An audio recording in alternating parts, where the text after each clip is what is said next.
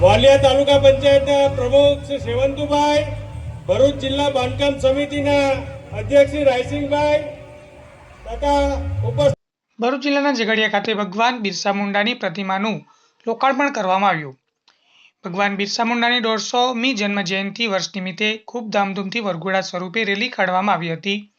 ઝઘડિયા ખાતે આવેલ બજાર પ્રવેશદ્વાર પાસે ભગવાન જનનાયક એવા પરાક્રમી અંગ્રેજો સામે હક અને અધિકાર માટે લડત લડી તેવા શૂરવીર બિરસા મુંડાની 150મી જન્મ જયંતિ નિમિત્તે ઝઘડિયા ખાતે તેમની પ્રતિમાનું અનાવરણ અર્થે મોટી સંખ્યામાં આદિવાસી સમાજના આગેવાનો અને કાર્યકરો ઉપસ્થિત રહી બિરસા મુંડાની પ્રતિમાનું અનાવરણ ભરૂચ જિલ્લા સાંસદ મનસુખભાઈ વસાવા અને ભરૂચ જિલ્લા સંઘ પ્રમુખ પ્રકાશભાઈ મોદીના વરદ હસ્તે કરવામાં આવ્યું હતું।